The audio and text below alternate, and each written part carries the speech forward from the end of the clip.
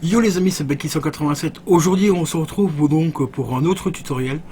Ce tutoriel là est toujours basé sur la photo. Comme vous avez vu le premier tuto, en fait je vous montre un petit peu comment faire un petit montage de miniature ou de fond d'écran, hein. Ça peut être une miniature ou un fond d'écran, tout dépend la taille de la photo de fond que vous prenez. Si vous la prenez par exemple en 1920p x 720, ce sera plus une photo pour une miniature. Et si vous la prenez en 1920 x 1080p, là ça sera plus pour faire un fond d'écran ou éventuellement un fond que vous mettez avant de lancer votre live. Vous voyez, quand vous allez dans YouTube, que vous préparez votre live, et ben vous pouvez mettre une miniature quand les gens vont cliquer, vous recevoir la notif, ils auront la miniature. Là vous pouvez mettre une photo en 1080p, il n'y a pas de souci. Mais ce tutoriel là ici va vous montrer un petit peu plus en détail comment ça fonctionne, comment les logiciels que j'utilise gratuitement sur internet fonctionnent, et ça va vous montrer aussi un petit peu leurs limites, parce que qui dit gratuit, ben forcément ça dit que ça a des limites quand même. Il y a certaines photos qui ne pourront pas être détourées correctement, et il y en a d'autres qui vont être détourées mais pas très bien, enfin vous allez voir.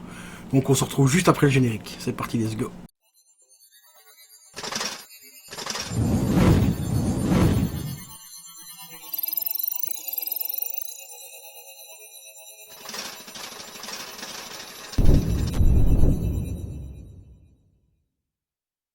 Donc voilà les amis, je vais vous montrer maintenant comment fonctionne un peu plus en détail les logiciels que j'utilise donc pour faire le détourage. Donc c'est des logiciels qui sont disponibles gratuitement sur internet.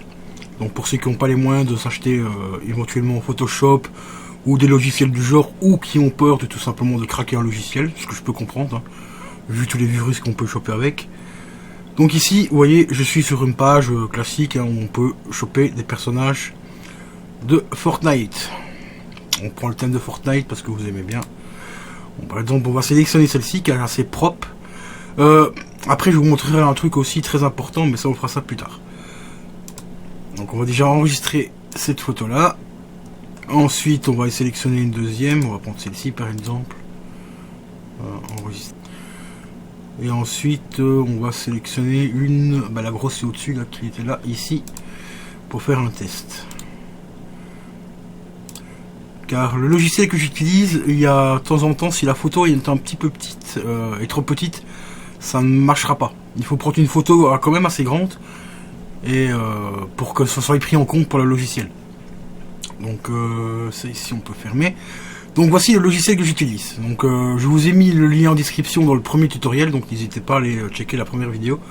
Alors c'est très simple pour s'en servir. Comme vous voyez, l'image ici vous montre l'image d'origine avec le personnage ici, et ici il vous montre tout simplement les petits points, enfin les petits carrés. C'est ce qu'on appelle un fond transparent, donc un PNG, enfin PNG quoi. Donc pour l'utiliser c'est très simple, vous descendez jusqu'ici en dessous, voilà, et vous cliquez ici pour utiliser l'outil, c'est ici. Vous cliquez là, vous sélectionnez vos photos. Donc ici à l'occurrence on va sélectionner la première, la grosse ici pour commencer. Et voilà. Là ce que ça donne, ici vous avez l'aperçu, et vous avez vu, ça a quand même enlevé toute la partie colorée, et ça fait quand même un détourage, mais très très propre quoi. Franchement il n'y a pas de... Enfin, voilà, c'est un logiciel, en plus c'est très rapide. Ici pour l'enregistrer, vous faites enregistrer ici, enfin le fichier sous, ici hop, vous faites entrer. Ensuite on va reprendre tout simplement un autre, enfin on va faire toutes les photos. On va prendre celle-ci, hop, pareil, voilà, boum. On fait enregistrer, voilà, on prend la suivante. Donc la suivante c'était laquelle déjà? Ah bah celle-là que j'ai pris au-dessus est déjà en fond transparent. Mais lol. Ah bah non, c'est celle-là que j'ai pris. Il y avait quelle? Celle-ci, j'en avais pris une autre, non? On a pris deux? Ok. Bon, enfin bref. Voilà, donc ça c'est la première technique pour tout simplement faire du détourage avec le premier logiciel. Ensuite, j'ai un autre logiciel que je vous ai montré un petit peu, juste pendant le tuto que vous le voyez. Il s'agit de celui-ci. Voilà, ce logiciel là. Donc ici, on va tout simplement rouvrir un onglet. On va faire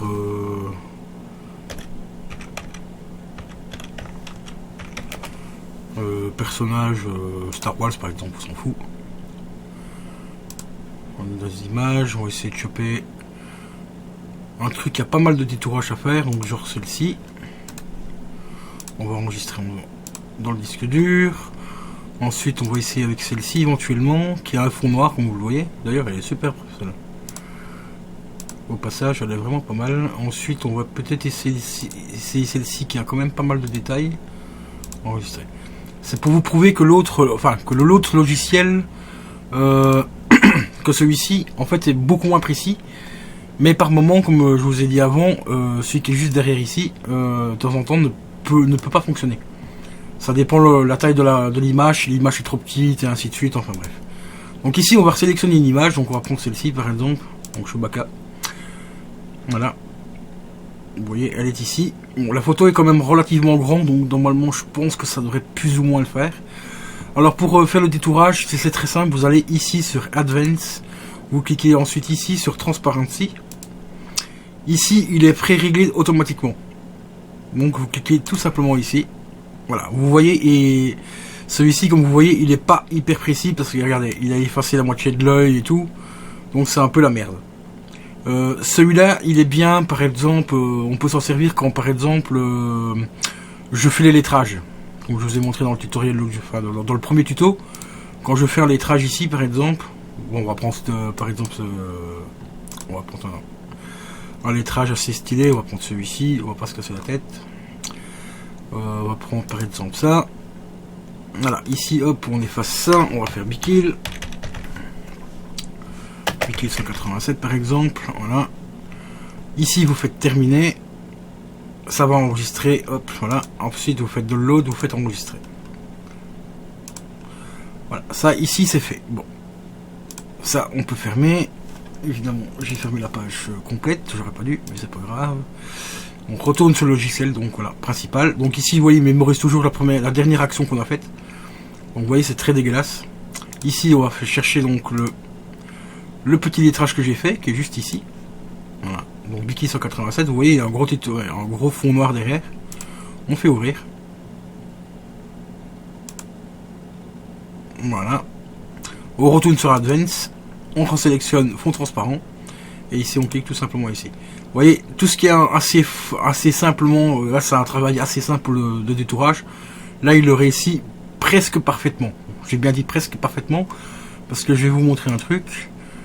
Vous allez tout simplement sur l'engrenage ici, et ici vous faites agrandir votre page internet.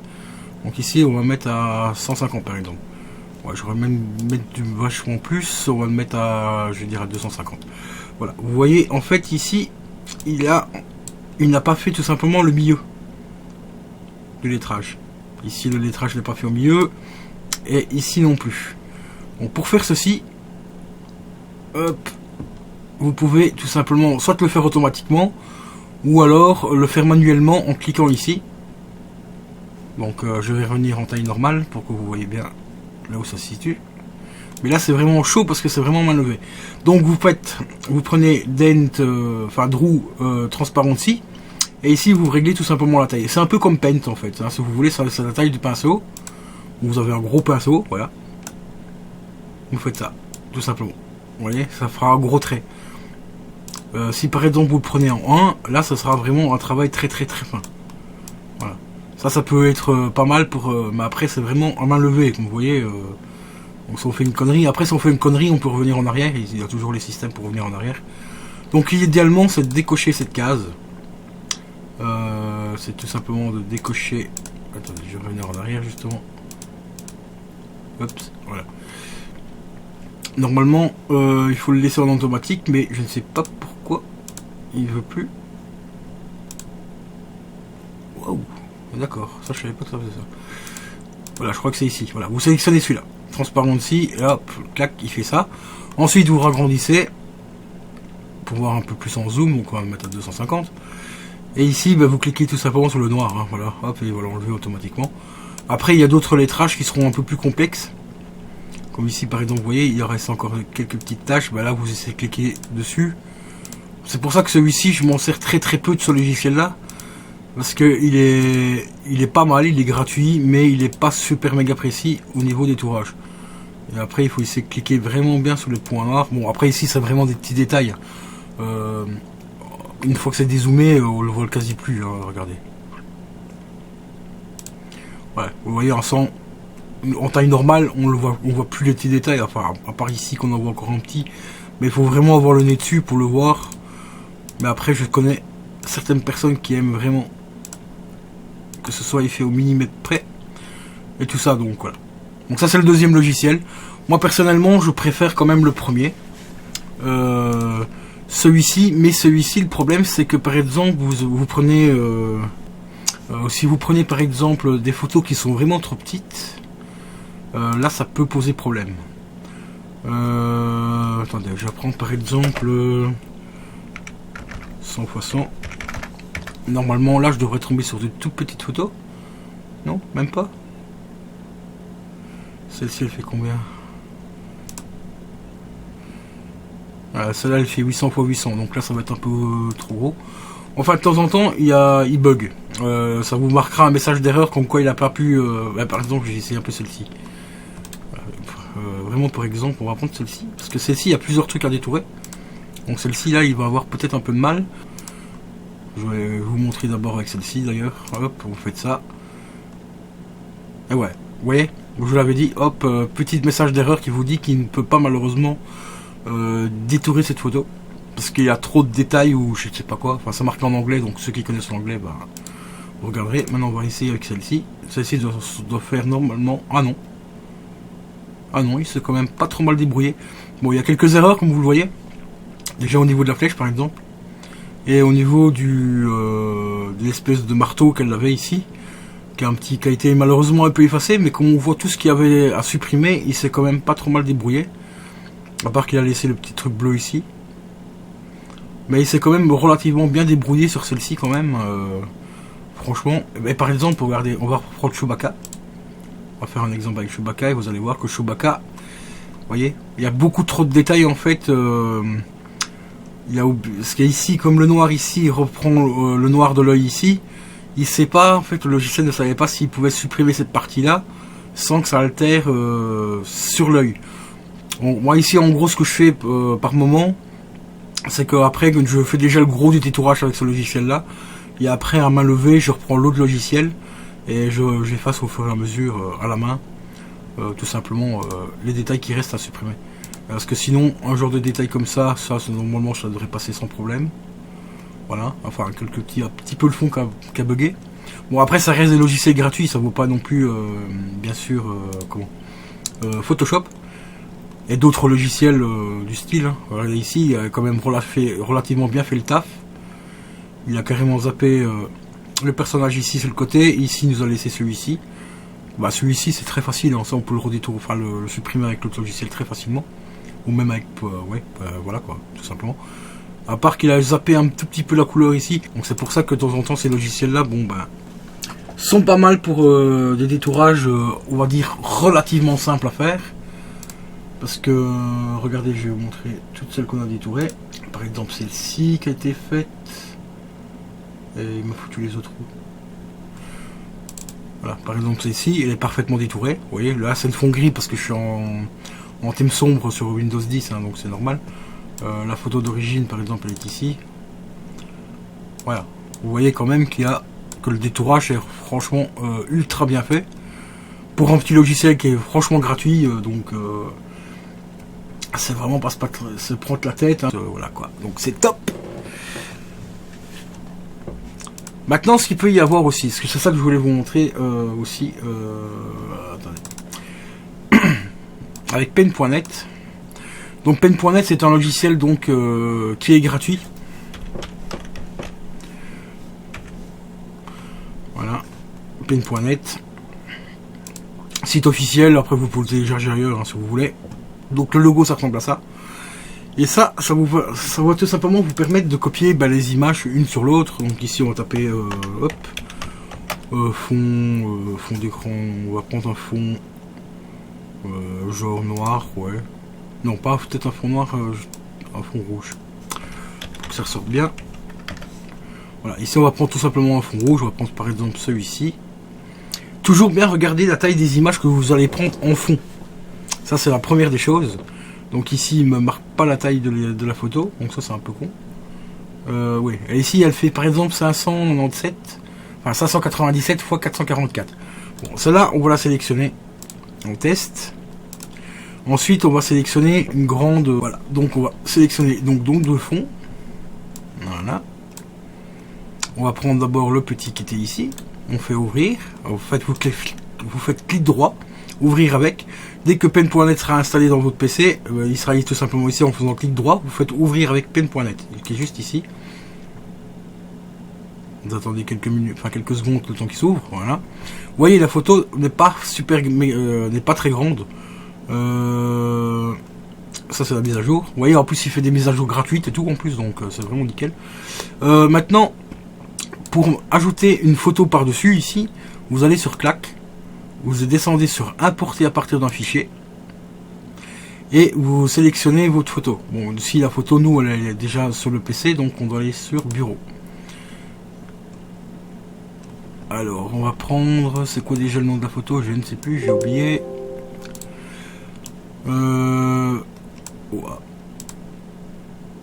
Sur bureau. Oui, mais il y en a deux. Non, c'est pas celle-ci, c'est celle-ci. Voilà. Hop, on clique dessus. Et vous voyez, comme cette photo-là est plus grande que le fond, eh ben vous allez avoir tout simplement ce bug. Que en fait, cette photo-là va prendre. Après, ça peut donner un genre. Hein. Voilà. Hop, ça peut donner un petit style éventuellement. Mais voilà, c'est ce qui arrive malheureusement si vous prenez un fond d'écran déjà, un fond de base, ou donc le fond rouge, trop petit. Donc nous ici on va tout simplement hop, fermer ça, ne pas enregistrer. Maintenant on va refaire la même chose avec le fond un peu plus grand. On l'ouvre avec pen.net. Voilà, vous voyez ici c'est déjà différent, hein. Là ça se trouve déjà vachement plus grand.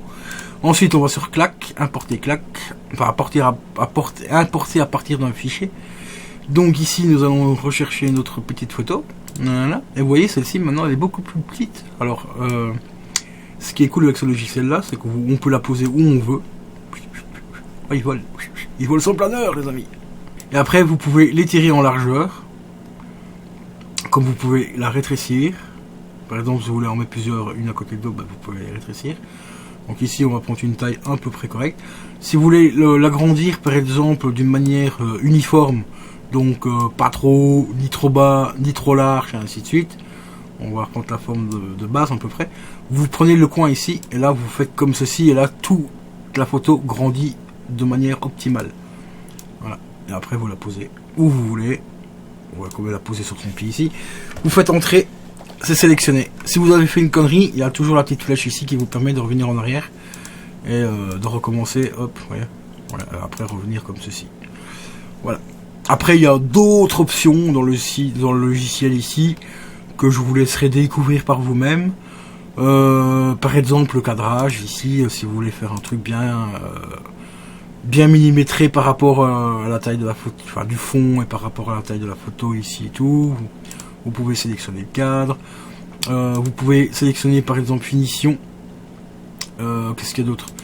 Il y a les options ici aussi, par exemple carré sélectionné pixelisé, les ronds pixelisés, enfin il y a plein de trucs. Moi le plus important, ce que j'utilise moi, c'est clac. C'est ce qui me permet donc d'importer la claque. Donc importer à partir d'un fichier. Hop. Vous sélectionnez je sais pas, par exemple celle-ci. Non, ça c'est un truc rouge donc ça va pas. Voilà. Hop, après vous prenez par exemple celle-ci. Et vous voyez, celle-ci, étrangement, c'est la même. Hein. Celle-ci, c'est la même qu'on a détourée. Et celle-ci, c'est celle d'origine. Et ben, vous voyez, le fond d'écran, il me dit qu'elle est trop grande. Enfin, que cette photo-là est plus grande que le fond d'écran. Pourquoi? Parce qu'on a perdu quelques centimètres ici au-dessus. Enfin, ici. Là. Toute cette partie-là a été enlevée. Et cette partie-là, ici, a été enlevée. Un petit peu les côtés aussi. Donc, du coup, la photo n'est plus dans le même format que d'origine, quoi. Et voilà, les amis. J'espère que ce petit tuto vous aura plu. N'hésitez pas à le liker, à le partager comme d'habitude. Et n'hésitez pas à aller voir le premier tutoriel où je vous montre comment j'ai fait le fond d'écran pour les lives Fortnite. Je vous dis à la prochaine. Ciao, ciao. Lâchez un pouce bleu, lâchez un pouce bleu, lâchez un pouce bleu. Un pouce bleu, lâchez un pouce bleu, c'est pour moquer, lâchez un pouce bleu. Lâche un pouce bleu, c'est pour moquer, vas-y lâche. finirai quand t'auras lâché un pouce bleu.